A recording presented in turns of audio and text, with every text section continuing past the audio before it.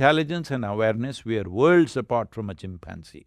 And this is our problem. We have an intelligence that we have not figured how to handle. Right now, humanity is not suffering something else, they're suffering their own intelligence. You remove half their brain, all of them will become peaceful. So right now, they're suffering their intelligence, which is the greatest gift that we have. But unfortunately, we're suffering this. That is why yogic sciences always work upon stabilizing the platform. You stabilize your system in such a way that your intelligence, suddenly you realize, is the greatest privilege you have on this planet.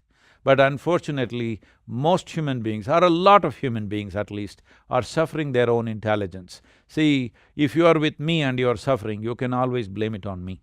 If you're alone in your home and you're suffering, obviously you're in bad company, isn't it? That's true.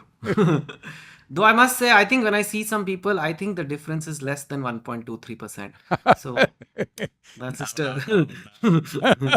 No, let's not go there. I have so many other questions. What can a guru add to a person's life? And as a side question to that, why are gurus more accepted in India?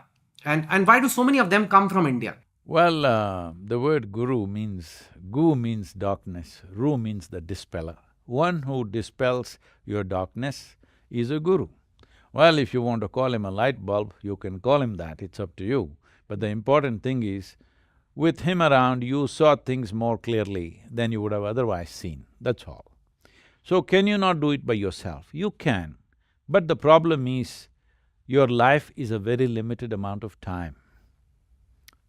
Human life is very brief. If you're exploring full depth and dimension of who you are and the nature of being human, then the time allotted to us, which may be effectively 50, 60 years of active life, leaving childhood and geriatric stages of your life, 50, 60 years of active life, these 60 years of active life is too little for what possibilities human beings hold.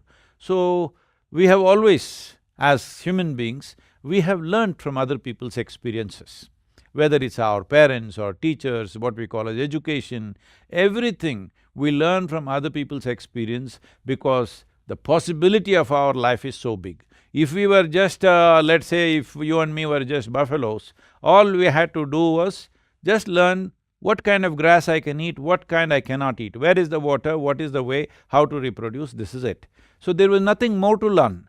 So you didn't need a guru there, because by your own instinct and little by example, you just learn from around you.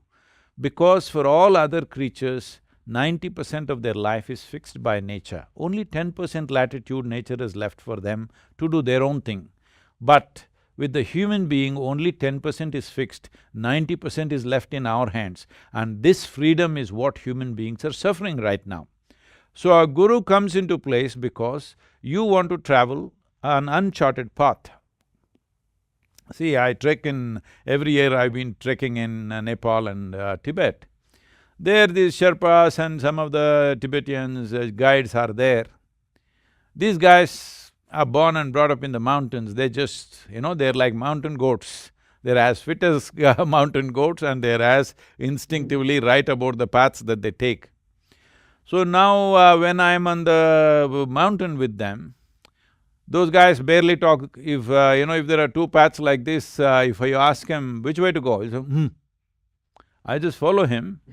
On the mountain, you don't try to teach him guru business because he's the guru. He knows the terrain better than you. So you just follow instructions. Similarly, when it comes to inner dimensions of life, when somebody has already traversed the path, you go by that, otherwise to know what is next door, you may go around the world and come there, but you don't have that much time. So a guru becomes relevant so that you share another person's experience of a journey so that very easily you can get there. If you want to do it all by yourself, we don't know how long you will take.